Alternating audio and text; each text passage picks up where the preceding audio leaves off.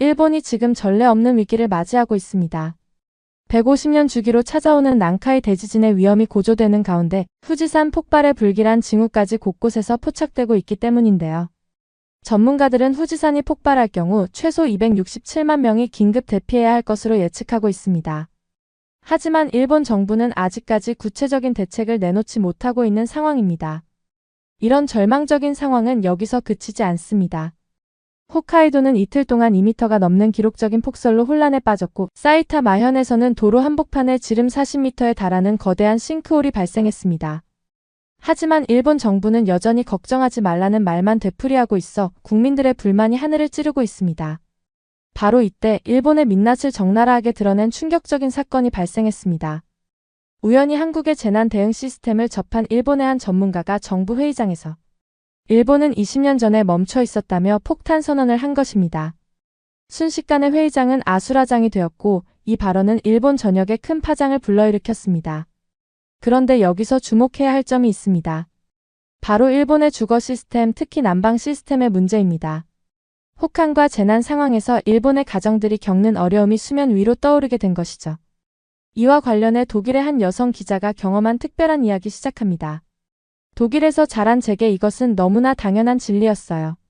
함부르크에서 나고 자란 저는 도이치벨레의 문화부 기자로 일하고 있는 안나 밀러입니다. 매서운 추위 속에서도 따뜻한 실내를 유지하는 독일의 주거 문화는 세계 최고라고 자부하던 제가 작년 겨울 아시아에서 경험한 특별한 이야기를 나누고 싶어요. 사실 이 이야기는 제가 평범한 기획 기사를 준비하면서 시작됐어요. 현대 아시아의 주거문화 시리즈라는 기사를 쓰기 위해 일본, 대만, 한국을 취재하게 된 거죠. 처음에는 그저 아시아의 현대 건축과 젊은이들의 주거 트렌드를 소개하는 가벼운 기사가 될 거라고만 생각했어요. 그때만 해도 저는 우리 독일의 단열 기준과 난방 시스템을 당연히 최고라고 믿었거든요. 하지만 이 취재 여정은 제 고정관념을 완전히 깨트려 놓았답니다. 취재는 일본에서 시작됐어요. 도쿄의 겨울은 생각보다 매서웠습니다. 하지만 더 놀라웠던 건 실내였어요. 제가 묵은 곳은 도쿄 시내의 일반적인 아파트였는데 저녁이 되면 방 안이 믿을 수 없을 정도로 추웠습니다. 처음에는 제가 묵은 숙소만 그런 줄 알았어요. 그런데 취재를 위해 만난 현지인들의 집도 마찬가지였고 심지어 새로 지어진 아파트들도 비슷한 상황이더군요. 일본의 주택 문제를 취재하면서 가장 충격적이었던 건 히트쇼크라는 현상이었어요. 따뜻한 곳에서 갑자기 추운 곳으로 이동할 때 발생하는 온도 충격으로 매년 19,000명이나 되는 사람들이 목숨을 잃는다는 사실에 경악을 금치 못했죠. 이는 교통사고 사망자의 4배가 넘는 숫자예요. 더 놀라운 것은 대부분이 실내에서 발생한다는 거죠. 왜 이렇게 춥게 사시나요? 라고 물었을 때 돌아온 대답은 더 충격적이었어요. 겨울은 원래 추운 거죠라는 답변이었거든요. 마치 추위를 견디는 것이 미덕인 것처럼 말이에요. 건축 전문가와의 인터뷰에서는 더 심각한 문제를 발견했습니다. 일본의 단열 기준이 선진국 중 최저 수준이라는 거예요. 심지어 일본의 최고급 단열재가 다른 나라에서는 기준 미달이라는 사실도 알게 됐죠. 다음 취재지였던 대만은 또 다른 충격이었어요. 대만은 일본보다 한참 남쪽에 있어서 겨울이 덜 추울 거라 생각했는데 현실은 달랐어요. 습도가 높아서 체감온도가 더 낮게 느껴졌거든요. 타이베이에서 만난 건축가 린 씨는 흥미로운 설명을 해주었어요. 대만의 건축은 더위와의 싸움이에요. 습도 높은 더위를 어떻게 이겨낼지에만 집중하다 보니 겨울철 단열은 거의 고려되지 않았죠. 실제로 대만의 전통 가옥들은 더운 날씨에 적응하기 위해 지어졌다고 해요. 환기가 잘 되도록 설계된 구조가 겨울에는 오히려 단점이 되는 거죠. 타이베이의 한 카페에서 만난 현지인은 겨울에는 실내가 더 추울 때가 있어요. 밖에서 얇은 옷 입고 다니다가 실내에 들어오면 더 춥거든요라고 말하더군요. 저는 늘 아시아가 따뜻한 지역이라고만 생각했어요. 하지만 실제로 겪어보니 단열과 난방의 중요성은 기후와 상관없다는 걸 깨달았습니다. 독일에서는 영하의 날씨에도 실내는 항상 20도 이상을 유지하니까요. 취재를 하면 할수록 이건 단순한 기술의 문제가 아니라 문화의 차이라는 생각이 들었어요. 그렇게 일본과 대만에서 추위에 고생하다가 마지막 취재지인 한국으로 향했어요. 사실 한국은 위도상 일본과 비슷하고 대만보다는 훨씬 북쪽에 있어서 더 추울 거라고 예상했죠. 실제로 인천공항에 도착했을 때 기온은 영하 3도. 바람까지 불어서 체감온도는 영하 7도까지 내려가 있었어요. 서울에 도착한 첫날 제가 예약했던 호텔에서 작은 해프닝이 있었습니다. 제가 묵기로 했던 일반 객실에 수도관 문제가 생겼다면서 죄송하지만 온돌방으로 바꿔주겠다고 하더군요. 당시 저는 그게 무슨 방인지도 모른 채 그저 고개를 끄덕였어요. 피곤한 몸을 이끌고 객실로 향하면서 일본이나 대만처럼 추운 방일까 봐 걱정스러운 마음뿐이었죠. 짐을 들고 객실로 향하는 동안 저는 계속 걱정이 됐어요. 일본과 대만에서의 경험 때문이었겠죠. 영하의 날씨에 피곤한 몸을 이끌고 문을 열었을 때 저는 처음에 제가 느낀 것이 착각인 줄 알았어요. 차가운 겨울 공기를 뚫고 들어선 방 안은 믿을 수 없을 만큼 따뜻했거든요. 더 놀라웠던 건 그 따뜻함의 정체였어요. 방 전체가 마치 살아있는 것처럼 은은하게 따뜻했는데 특이하게도 바닥에서 열이 올라오고 있었어요. 독일에서는 라디에이터를 통해 난방을 하는데 이건 뭔가 달랐어요. 호기심에 바닥에 손을 대보니 기분 좋은 온기가 느껴졌죠. 마치 봄날 햇살을 받은 듯한 그런 자연스러운 따뜻함이었어요. 프론트에 전화해서 이게 무엇인지 물어보니 온돌이라고 하더군요. 한국의 전통적인 난방 방식이라고 해요. 바닥 전체를 데워서 방을 따뜻하게 만드는 시스템이라고 설명해 주었어요. 취재차 온 저로서는 흥미로운 발견이었죠. 특히 인상적이었던 건 방 안의 공기가 전혀 건조하지 않다는 거예요. 독일의 라디에이터 난방은 공기를 많이 건조하게 만들어서 가습기가 필수인데 말이에요. 그날 밤 저는 정말 편안한 잠을 잤어요. 일본과 대만에서는 이불을 몇 겹이나 덮고 자도 추웠는데 이곳에서는 얇은 이불 하나로도 충분했죠. 바닥의 온기가 이불 속까지 은은하게 전해져서 마치 따뜻한 품 안에 안겨있는 것 같았어요. 아침에 일어났을 때도 방은 여전히 따뜻했어요. 라디에이터 난방은 밤사이에 온도가 많이 떨어지는데 이 온돌은 아침까지도 일정한 온도를 유지하고 있었거든요. 아침 식사를 하러 호텔 레스토랑에 갔다가 우연히 한 한국인 건축가를 만났어요. 제가 온돌에 대해 관심을 보이자 그분은 자세히 설명해 주었죠. 온돌은 단순한 난방 시스템이 아니라 한국의 오랜 지혜가 담긴 문화유산이라고 해요. 고려시대부터 이어져 온 이 난방 방식은 추운 겨울을 이겨내기 위한 한국인들의 슬기로운 해결책이었다고 하더군요. 그분의 설명 중 특히 흥미로웠던 건 온돌의 과학적 원리였어요. 바닥 전체를 데우는 방식은 열효율이 높을 뿐만 아니라 인체의 특성에도 잘 맞는다고 해요. 발이 따뜻하면 전신의 혈액순환이 원활해져서 건강에도 좋다고 하더군요. 게다가 온돌방에서는 바닥에 앉아서 생활하는 것이 자연스러워서 한국의 좌식 문화와도 잘 어우러진다고 해요. 그분의 설명을 들으며 제가 느낀 차이점들이 이해되기 시작했어요. 라디에이터는 한 곳에서 더운 공기를 만들어내 위로 올라가게 하죠. 그러다 보니 머리 쪽은 덥고 발은 차가운 상태가 되기 쉬워요. 이런 현상을 상열하안이라고 하는데 이는 건강에 좋지 않다고 해요. 하지만 온돌은 바닥에서부터 열이 올라오니 발부터 따뜻해지고 자연스럽게 온도가 위로 전달되는 거예요. 그날 오후부터는 서울 시내 취재를 다니기 시작했어요. 지하철을 타면서 또 한 번 놀랐죠. 추운 날씨에 지하철 승강장에서 기다리고 있는데 의자가 따뜻한 거예요. 알고 보니 한국에서는 공공장소의 의자까지 온돌 방식으로 난방을 한다고 해요. 버스 정류장의 의자도 마찬가지였어요. 이런 세심한 배려에 감동했어요. 영하의 날씨에도 시민들이 조금이나마 편하게 기다릴 수 있도록 하는 것이죠. 며칠 동안 취재를 하면서 한국의 난방 문화에 대해 더 많은 것을 알게 됐어요. 현대식 아파트들은 온돌의 원리를 그대로 살려 바닥 난방 시스템을 발전시켰더군요. 보일러와 파이프를 이용해 온수를 순환시키는 방식이에요. 한국의 한 보일러 회사 엔지니어는 이 시스템이 에너지 효율도 높고 유지 비용도 적게 든다고 설명해 주었어요. 실제로 바닥 난방은 같은 온도를 유지할 때 라디에이터보다 20-30% 정도 에너지가 덜 든다고 하더군요. 취재 과정에서 만난 한 한국인 가정을 방문했을 때가 특히 기억에 남아요. 거실에서 아이들이 바닥에 배를 대고 누워서 숙제를 하고 있었는데 그 모습이 무척 인상적이었어요. 바닥이 따뜻하니까 가능한 풍경이겠죠. 주부인 어머님은 겨울에도 집에서 반팔을 입고 지낸다고 하시더군요. 처음에는 이해가 안 됐어요. 밖은 영하인데 실내에서 반팔이라니요. 하지만 직접 경험해보니 이해가 갔어요. 방 전체가 골고루 따뜻하니까 굳이 두꺼운 옷을 입을 필요가 없는 거였죠. 독일의 단열 기준이 세계 최고라고 자부했던 제가 한국의 난방 시스템에 완전히 매료된 거예요. 특히 인상적이었던 건 이게 단순히 현대 기술이 아니라는 점이에요. 수백 년, 어쩌면 1000년 전부터 이어져 온 지혜가 현대 기술과 만나 더욱 발전한 거죠. 전통과 현대가 조화롭게 어우러진 모습이 무척 인상적이었어요. 그러던 중 우연히 알게 된 사실이 있었어요. 한국에서는 여러 회사들이 현대식 온돌 시스템을 개발했다고 해요. 전통 온돌의 장점을 현대 기술로 재해석한 제품들이었는데 특히 눈길을 끈 건 셀프 시공이 가능한 온돌 시스템이었어요. 기존 건물에도 설치가 가능하다고 하더군요. 그 순간 제 머릿속에는 하나의 생각이 떠올랐어요. 이걸 독일 집에도 설치할 수 있지 않을까요?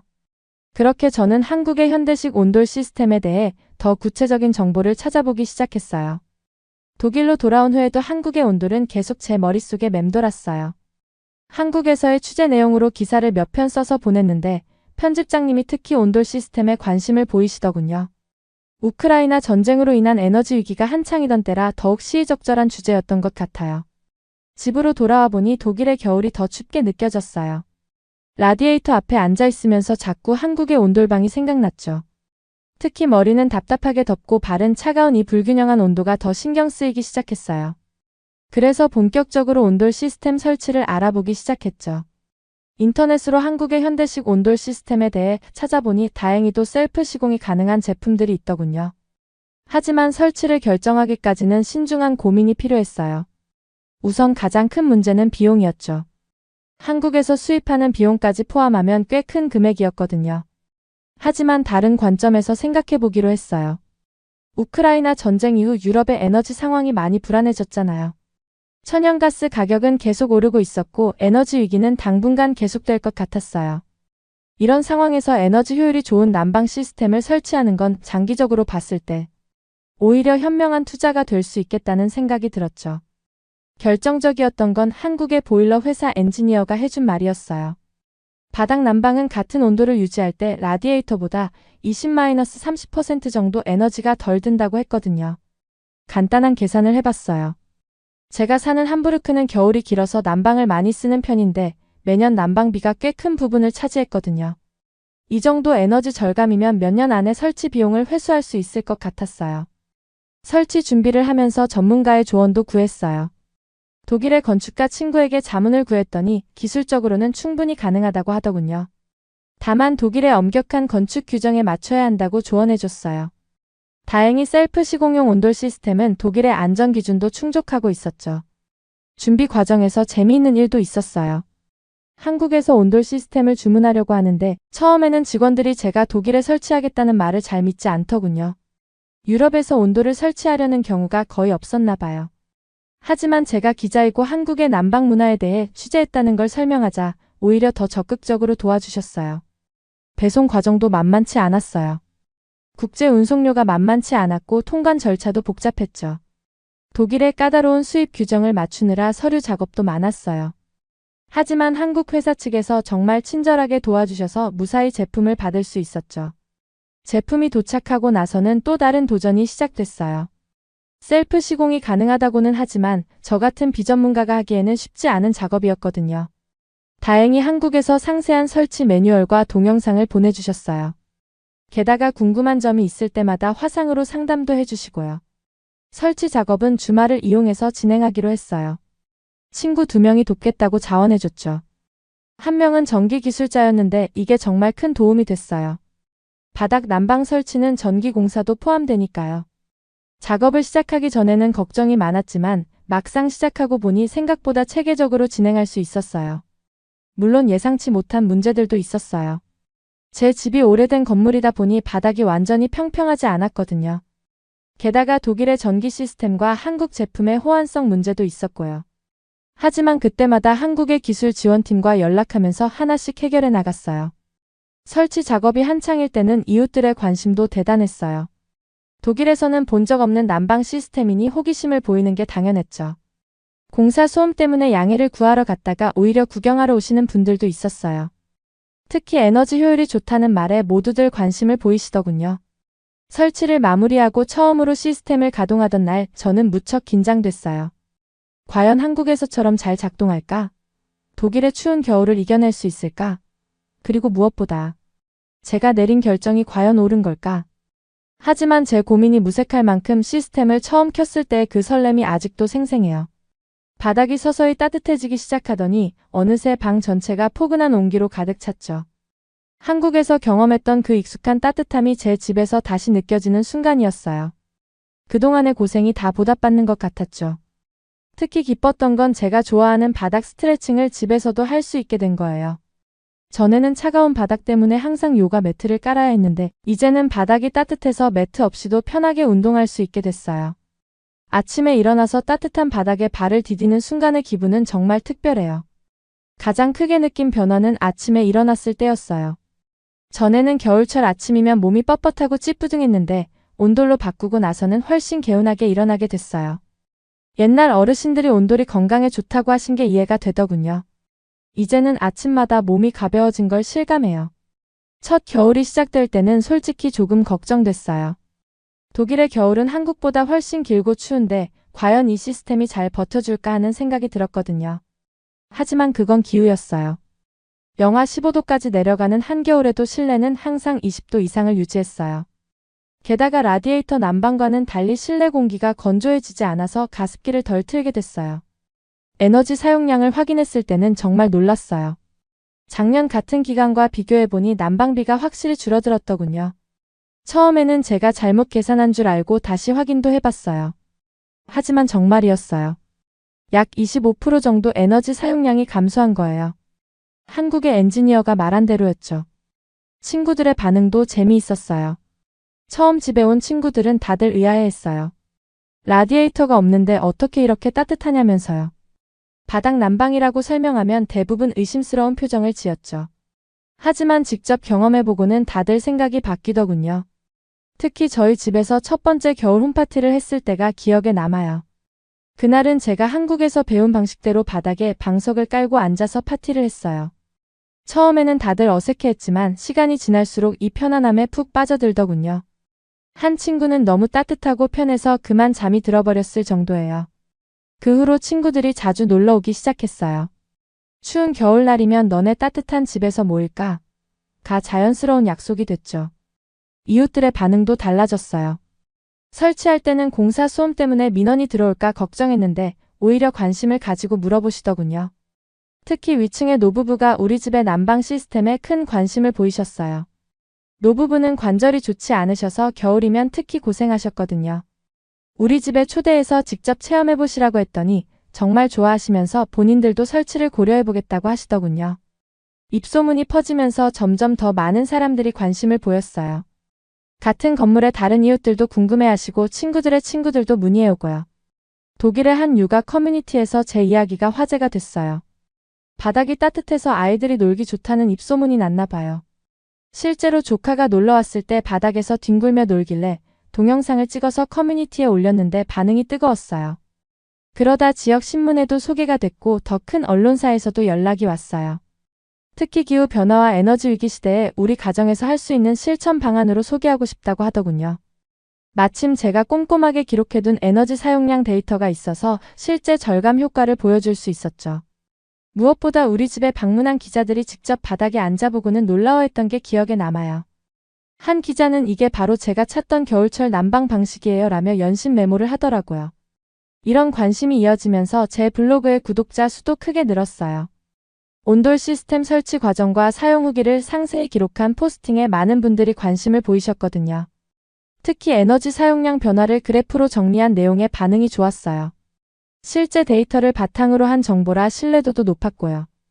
이제는 한국의 온돌 문화를 직접 경험하고 전파하는 사람이 됐네요. 처음에는 단순히 따뜻하게 지내고 싶은 마음에 시작한 일이었는데 어느새 제가 동네에서 온돌 전문가가 되어 있더군요. 그리고 이런 관심이 점점 더 커지면서 저는 한국의 또 다른 생활 문화에도 눈을 돌리게 됐어요. 온돌을 설치하고 나서 저는 한국의 다른 생활 문화들에도 자연스럽게 관심을 갖게 됐어요. 처음에는 단순히 따뜻한 난방 시스템이라고만 생각했던 온돌이 사실은 한국인들의 생활 방식 전반에 깊이 스며들어 있다는 걸 깨달았거든요. 예를 들어 한국의 좌식 문화도 이 온돌이 있었기에 가능했던 거죠.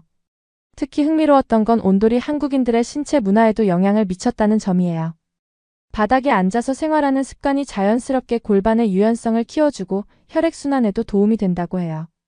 제가 실제로 체험해보니 그 말이 이해가 되더군요. 처음에는 바닥에 앉는 게 불편했는데 시간이 지날수록 제 몸이 그 자세에 적응하면서 오히려 편안함을 느끼게 됐어요. 한국의 음식 문화를 이해하는 데도 도움이 됐어요. 한국에서는 바닥에 앉아서 함께 식사를 하는 경우가 많잖아요. 이게 단순히 전통을 고수하는 게 아니라 온돌이라는 과학적인 토대 위에서 발전한 문화라는 걸 알게 됐죠. 따뜻한 바닥에 둘러앉아 함께 식사하는 문화는 자연스럽게 가족 간의 대화를 늘리고 유대감을 강화하는 데 도움이 됐을 거예요. 이런 생각들을 하다 보니 온돌이 가진 더 큰 가치가 보이기 시작했어요. 최근 한국이 온돌을 유네스코 세계문화유산으로 등재하려 한다는 소식을 들었는데 정말 반가웠죠. 하루빨리 등재가 되어서 더 많은 사람들이 이 훌륭한 난방 시스템을 알게 되면 좋겠어요. 온돌은 단순한 난방 시스템이 아니라 자연과 인간이 조화롭게 공존하는 방법을 보여주는 훌륭한 예시니까요. 최소한의 연료로 최대한의 효과를 내면서도 자연의 순환 원리를 거스르지 않는 과학이잖아요. 특히 인상 깊었던 건 온돌이 보여주는 한국인들의 자연관이에요. 열의 자연스러운 대류 현상을 이용하고 자연 재료를 활용하면서도 환경을 해치지 않는 방식으로 발전시켜 왔다는 게 놀라웠어요. 현대의 첨단 기술도 결국은 이런 자연 친화적인 방향을 추구하고 있잖아요. 한국은 이미 1000년 전부터 그 답을 가지고 있었던 거예요. 요즘 전 세계가 탄소 중립을 이야기하고 친환경 기술을 찾고 있는데 어쩌면 그 해답은 한국의 전통 속에 있는지도 모르겠어요. 온돌처럼 효율적이면서도 환경을 생각하는 기술이야말로 우리가 앞으로 나아가야 할 방향이 아닐까요? 한국의 다른 전통 기술들도 이런 관점에서 다시 보게 됐어요. 여기서 또 하나 깨달은 게 있어요. 한국의 문화는 굉장히 실용적이면서도 공동체를 생각한다는 거예요. 온돌만 해도 그렇죠. 개인의 편안함을 추구하면서도 가족이나 이웃과 함께 나눌 수 있는 따뜻함을 만들어내요. 지하철이나 버스 정류장의 온열 의자도 마찬가지예요. 추운 겨울날 낯선 사람들과 따뜻함을 나누는 작은 배려가 참 인상적이었어요. 한국의 배달 문화도 마찬가지예요. 처음에는 단순히 편리한 서비스라고만 생각했는데 이제는 다르게 보여요. 바쁜 현대인의 시간을 아껴주면서도 그 혜택이 소상공인들의 매출 증가로 이어지는 구조잖아요. 기술과 전통, 개인과 공동체의 이익이 조화를 이루는 방식이 정말 특별하다고 느꼈어요. 이런 관점에서 보니 한국의 빠른 발전 속도도 이해가 되더군요.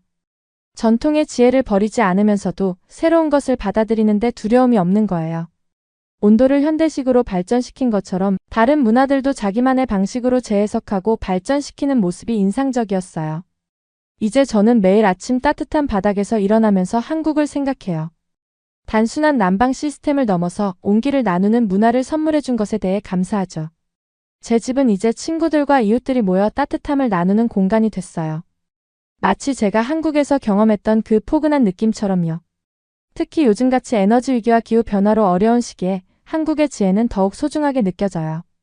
1000년 전부터 이어져 온 이 지혜가 현대의 우리에게도 여전히 유효한 해답을 제시해주고 있으니까요. 이제는 온돌이 단순한 난방 시스템이 아니라 미래를 향한 지혜라는 걸 알게 됐어요. 이런 경험을 통해 저는 한국이라는 나라를 완전히 새롭게 보게 됐어요. 첨단 기술의 나라이면서도 전통의 지혜를 잃지 않고 오히려 그것을 현대적으로 재해석해 세계에 전하는 모습이 정말 특별하다고 느꼈죠. K-팝이나 K-드라마처럼 화려한 문화도 좋지만 온돌같이 실용적이면서도 친환경적인 전통 문화야말로 한국의 진정한 저력이 아닐까 생각해요. 작은 온돌방에서 시작된 저의 한국 문화 이해가 이제는 깊은 감동과 존경심으로 발전했네요. 앞으로도 한국의 전통 속에 숨겨진 지혜를 더 많이 발견하고 배우고 싶어요. 미래를 향한 해답이 그 속에 있을 테니까요. 사연을 재밌게 들으셨다면 구독과 알림 설정 부탁드립니다.